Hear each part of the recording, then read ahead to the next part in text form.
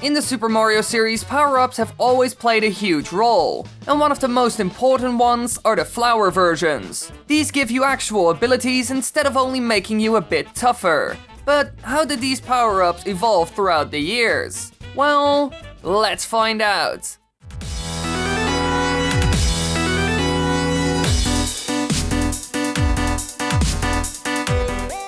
Now all of this started in the very first Super Mario Bros. Game in the franchise, which released in 1985 for the NES. If you collect a fire flower, you will get the ability to shoot fireballs. They are a strong and handy projectile to use, because it defeats most enemies and even Bowser from a distance. Only 2 fireballs may be thrown at once, and if you get hit while you're in this form, you will revert back to Small Mario. But there's one catch. If Small Mario gets a fire flower, you will only transform into Super Mario. The reason why this power-up is in the game is to give the player an actual way of attacking and to give them the possibility to build strength. Normally you can only stomp enemies, and there are even a ton of baddies that you can only take out with this flower. When the player starts the level, they're small and are taken out with one hit. After obtaining a Super Mushroom, they become a bit tougher, but have no offensive. As soon as they get a fire flower, they essentially have it all. They're able to survive a hit, and have a way of attacking their opponent more effectively. So essentially, it's the complete package.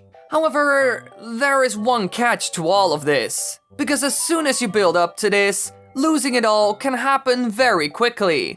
That's what essentially makes this fun and interesting over a longer period. When you're Fire Mario, one hit is enough to make you weak again and put you back at the very bottom of the food chain. So the trick is to avoid attacks while you use your fireballs to take out the enemy. And because this is quite hard to pull off, you will be hit at some point and you will start all over. Small side objectives like this make the game a little less linear, and if you were to remove this, then the game would get boring extremely fast. Now in the second game they aren't seen. However, the third game gives it a comeback, and some small changes were made. In Super Mario Bros. 3, they are the third most common power-up, the first being a Super Mushroom, and the second being a Super Leaf. The biggest difference in this game is that the catch from the previous game is starting to disappear. Because in the American version of this game, the idea that Fire Mario reverted to Super Mario upon being hit, rather than Small Mario, is introduced. And this was retained in all subsequent re-releases of this game. So they essentially made the game a bit easier, because you don't start at the very bottom again, and you can even take 2 hits instead of 1 now. They probably did this because in the very first game, this mechanic was a bit too harsh and too difficult for most. Another thing to keep in mind is that this game introduced a ton of new enemies,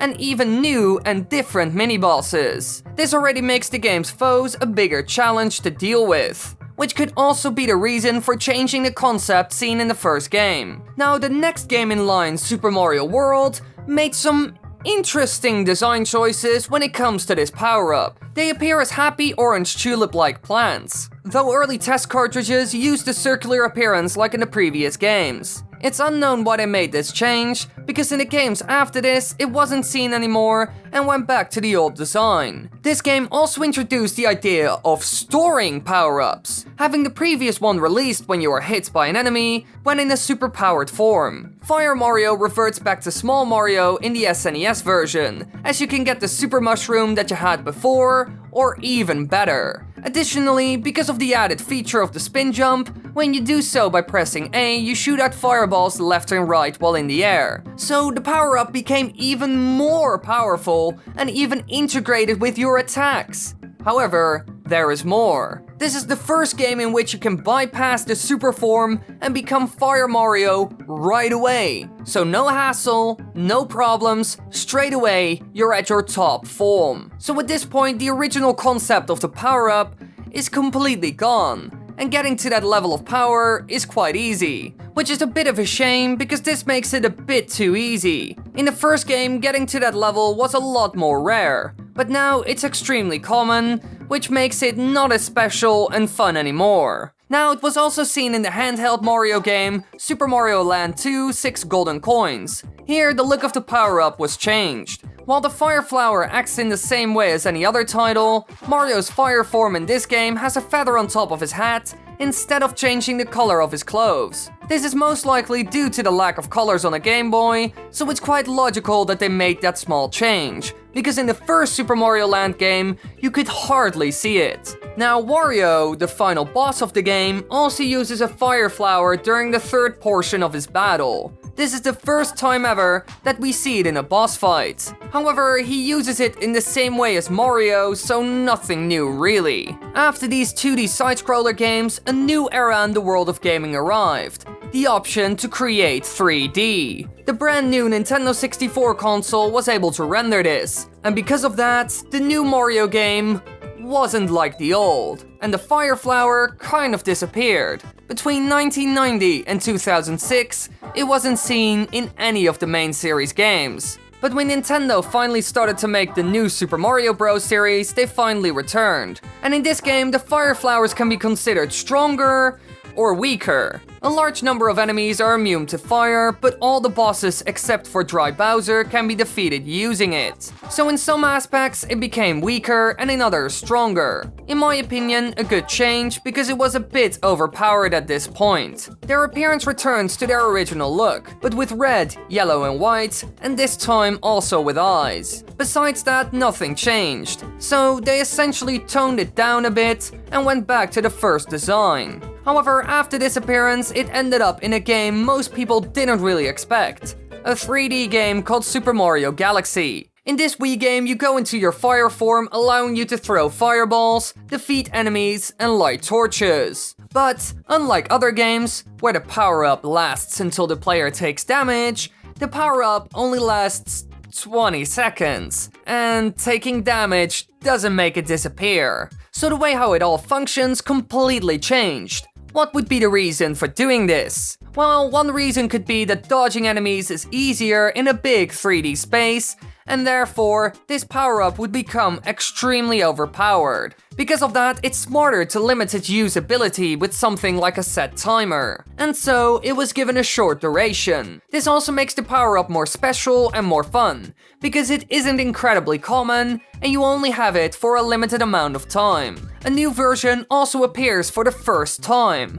the Ice Flower, which originally came from the spin-off game Mario and Luigi Partners in Time. It turns you into Ice Mario, which lets you cross water and lava by creating hexagonal platforms of ice wherever you step on either surface. Additionally, instead of running, Mario can skate about the level, increasing his speed. The music accompanying the ability, which has higher notes than the Fire Flower's theme, increases in speed until the effect of the power-up ends, in effect serving as a timer. Later on, they also appear in 2D games where they have a completely different role. In the 3D games, they're not really there as a power-up used to take out enemies, but actually as a way of getting around and creating new platforming challenges. Because of the added pressure of the timer and accompanied music, you have a feeling that you need to be as fast as possible. Combining this with platforming challenges that are only possible in your ice form makes a fun, high-paced, and different type of section in the levels. Now in the 2D games, this power doesn't serve such a goal at all. There, it's mostly used as an offensive weapon to take out foes.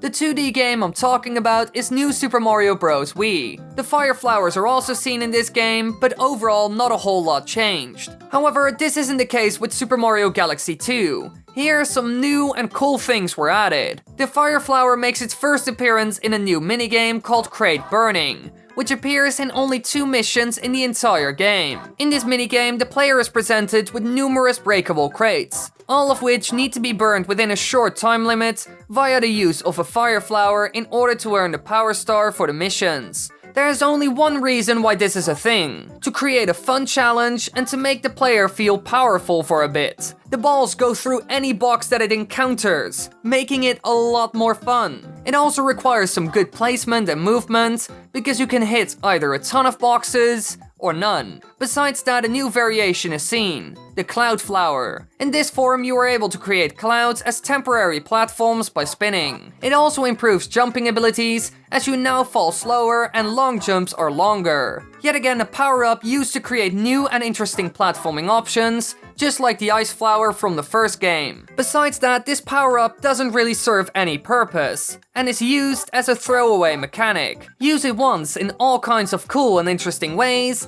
and then get rid of it. After this, the fire flower essentially stayed the same, and the only new thing that was introduced was different types, like the Boomerang Flower, which first appeared in Super Mario 3D Land. With it, you can throw a boomerang to defeat enemies and reach items from a far distance. Sadly enough, it's only really used as a way to take out enemies, and the fact that it can grab items isn't used a whole lot. This could have been a fun and interesting mechanic for getting secrets, but they didn't really do anything with it. Besides this, another variation was added in New Super Mario Bros. 2 that fits with the gold collecting theme. The Gold Flower. When collected, you're able to shoot golden or silver fireballs that explode and do splash damage when they hit blocks, enemies, or walls. If enemies are hit by the projectiles, they will yield an amount of coins, and this version is also stronger. The reason why this is in the game is to build on the coin collecting focus. Besides that, it doesn't really serve a role. Just like the Cloud Flower, it was a throwaway item.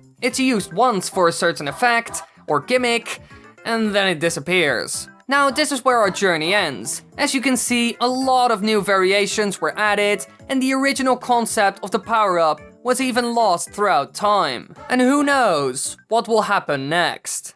Thanks for watching, everybody. I hope you all had a lovely day. Enjoy this great video. Share it with all your friends, and then I will be extra happy. I work a lot for this shit. I hope you all have a great day, and be sure to click subscribe and the bell button, and like the video and share on Facebook, Twitter or Instagram.